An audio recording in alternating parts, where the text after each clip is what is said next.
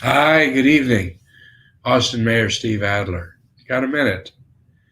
All right, we're going to go through some of the virus numbers here pretty quickly. Tomorrow is Tuesday, so it'll be the day we get the real data dump from Dr. Escott. But before we get to that, let's take a look at our numbers. Take a quick look at some troubling trends we might be seeing happening at the national level when we are just so very, very, very close to where it is that we're trying to get as a community and otherwise, and just reinforcing the need for discipline and attention. Let's begin with the dashboard that shows us what the uh, key numbers are. Again, we begin with new admissions. It's 19. That gets us to our 7-day moving average.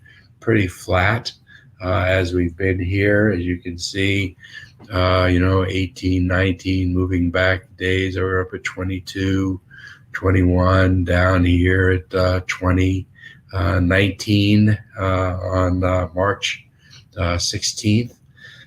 So we're at the same number we were back on March 16th, which was basically 2 weeks ago, relatively flat for the 7-day moving average. Number of new cases, 87, which is below the 7-day moving average of 98. This is a good number to see. Yesterday, the new case number was at 79.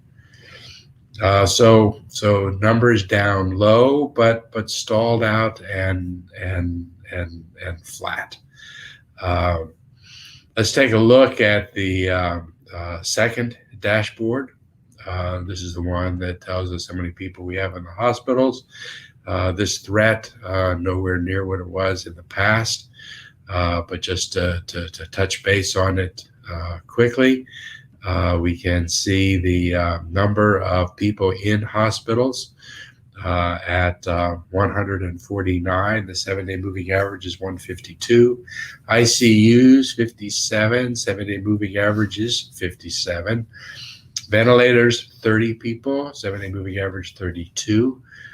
So again, relatively flat numbers. Number of people passed away, 812. That's the same number that we had yesterday. All in all, numbers are good. But again, the troubling factor is that the numbers are relatively flat. We're seeing the same kind of thing nationally, where the numbers stalled off, but we're seeing now around the country. In some places, enough for the president and for the CDC chair to actually take to the news here just in the last few hours to raise warnings and to raise concerns. Here's a piece in Forbes pointing out that within the last few hours, Biden was telling cities and states to pause reopening, to bring back mask mandates. As you know, our governor removed the mask mandate in Texas, but we've been able to preserve it in Austin. We have more and more people that are getting vaccinated. We'll talk about that in a second. Really opened up today for more people around the city to get it. We're up at about 30% of the people in our city have gotten at least one vaccine. So we're getting close. But what we're seeing now in other parts of the country is numbers stalled out and look like they're even beginning to rise a little bit. The president announced just hours ago that 90% of Americans eligible for vaccine by April 19th. We know that in Texas, it's been opened up for everyone at this point. The CDC director spoke of a fear of impending doom if states opened up too quickly. But the president urged people states to maintain mask mandates. He urged states that dropped them to put them back in again, said it wasn't politics, said that they should pause reopening to the extent they are. Dr. Fauci um, uh, agreed with that statement.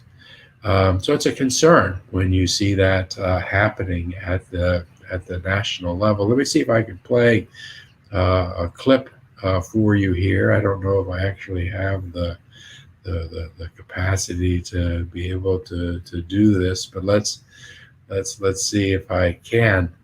This is today's briefing with Dr. Fauci and with the director of the CDC. The director of the CDC just said that she had this fear of impending doom, and then was asked questions about it. Let's see if you can hear this. Thank you guys for doing this again, as always. I have one other question, but given what the director just said, I guess I want to follow up a little bit and ask, if I heard you correctly, you said you're concerned about impending doom. What is it that you saw in the data that is causing you to sort of start to feel this way again?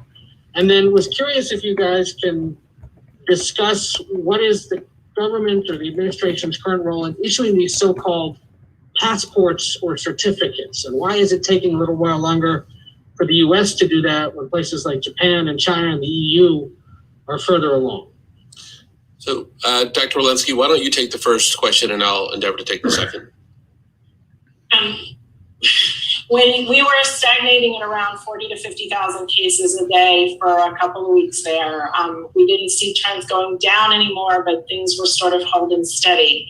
What we've seen over the last week or so is a steady rise in cases. We're now in the 60 to 70,000 range. And when we see that uptick in cases, what we have seen before is that things really have a tendency to surge and surge big. We know that cases sometimes can be in a week or two behind the behaviors that lead to those cases, the mixing that leads to those cases.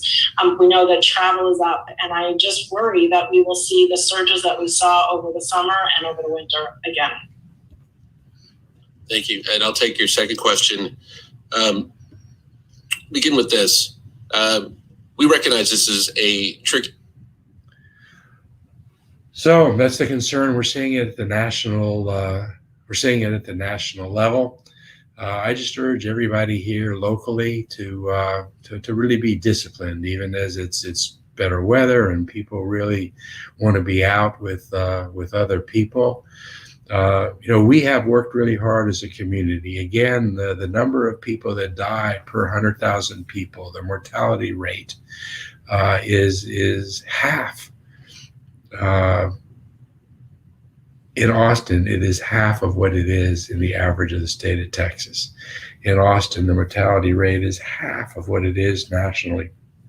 And that's because we have really shown, I think, greater discipline than others have. And we just need to keep it up. And we need to get the vaccine as quickly as you can. Starting today, all adults eligible to receive a vaccine in Texas. The Austin Public Health and the county still going to focus on the folks most vulnerable, but CVS pharmacies and and everybody else, which is where most of the vaccines are in the area, pretty much open for everybody. Anybody can go onto the Austin Public Health site and try to schedule an appointment. That's pretty much everybody at this point. Appointments this week, coming out tonight and coming out Thursday as well. But remember, you can schedule a vaccine with other providers. You don't have to just do it with Austin Public Health. In fact, most of the vaccines in the area are being given out otherwise. This is the website to go to try to find a vaccine. Central txvaccs.org /hubs-php. We show that each time, but take a look at that.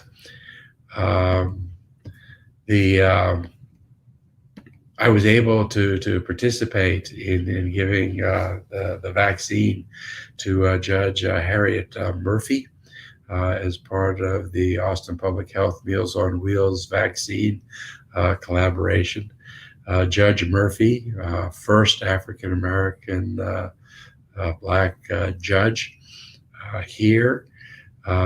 Just an incredible storied career. One of the titans in our city, now in her 90s. Interesting, she went to high school with Martin Luther King. Recalled that everyone in class used to call him ML, no, MK, ML for Martin Luther. They just called him ML. Said he was a pretty serious student back in high school, and even in high school was real concerned about segregation and institutional racism issues. But she now is one of the clients for Meals on Wheels. And there's a collaboration with Austin Public Health where vaccines are being administered to people that are spending pretty much their time at home now. And I was able to be with Judge Murphy when she received her vaccine. She was real pleased and appreciative, real happy. It was great to be part of that. I appreciated Director Hayden being there as well, in addition to the nurses who had administered it. Austin Public Health is expanding that vaccination program to folks that are homebound or spending their time at home, to not just Meals on Wheels clients. If you know anybody like that needs that service, please make sure that you call Austin Public Health so they can identify them and get them that mobile vaccination. You can also go to austintexas.gov/COVID-19 to get more information. I got my vaccine last week. Everybody should be getting their vaccine. Get the one they give you, get the first available vaccine, and get it in your arm. And I'm going to conclude just with a reminder that the Small Business Administration, the SBA, is opening applications for the Shuttered Venue Operators Grant. On April 8th, they're going to open it, but you can't wait till April 8th. You actually have to go prepare your application now so that on April 8th, you can just hit send and be in early in that line. It's first come, first serve. They're having on the 30th an opportunity to have questions answered. So there'll be video sessions set up. There are also some tapes that you can see on the SBA website. This provides emergency grant assistance to venues that were impacted by COVID-19. For more information, it is sba.gov/SVO grant. That's Shuttered Venue Operator Grant, SVOG, SVO grant, sba.gov/SVO grant. With that, we'll see you tomorrow. We'll go through the Dr. Escott's weekly data dump. You all take care, be safe, and good night.